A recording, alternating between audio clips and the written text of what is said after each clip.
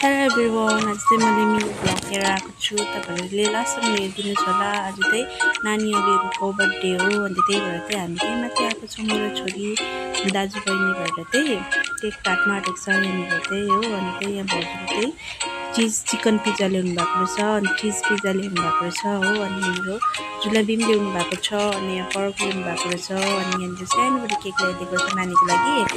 दुईजना दाजु बहिनी भएर चाहिँ केक काट्न आँटेको छ। अनि मेरो छोरी चाहिँ एकदमै खुसी भएर छ, केक काटी गर्ने, केक काटी गर्ने भनेर चाहिँ घरदेखि चाहिँ काट्छु भन्दै आएको नि त। अन्त खुसी भएर चाहिँ केक काट्न आँटेको छ। Happy birthday to you, happy birthday to you, happy birthday dear Abigail, happy birthday to you. थपडी गरेर नि ह्यापी बर्थडे भन, ह्यापी बर्थडे। आज निकाल्दै यसरी बोलिसकेको कति लामो बोल्यो है यो त।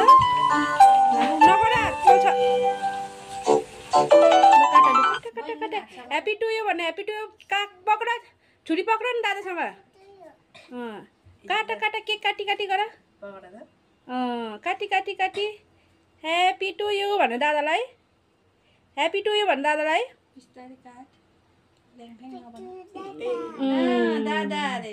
ह्यापी टु यु दादा। भयो अब खुवाइदेऊ न अन्त।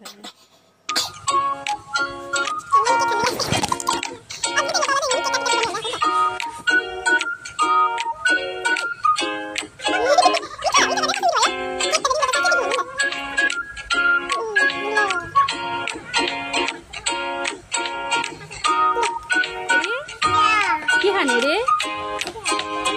पिज्जा खाने? ल त्यहाँ अलिक पर जाऊ न अन्त। लु अलिक पर जाऊ।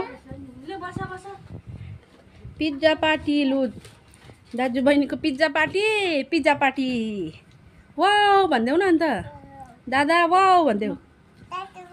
यहाँ बस न, बस तिमी गरेर देऊ त बहिनी। वाउ कस्तो भयो मिठो? नानी कस्तो भयो? यहाँ टोक न, लु टेक त वान बाइट सानो बढे। कस्तो भयो नानी? मिठो अड्किन्छ नि प्याज फेरि। वा यो त नानी पिरो छ है। होइन पिरो हाल। टेस्टी। Wow tasty. नाम मात्रै होला बहिनीको त। नानीको नाम आमाको नाम होइन अलिअलि खानु सक्दैन होला नि पिरो भएर है। त्यस्तो पिरो छैन। अहिले मिठी खानुपर्छ।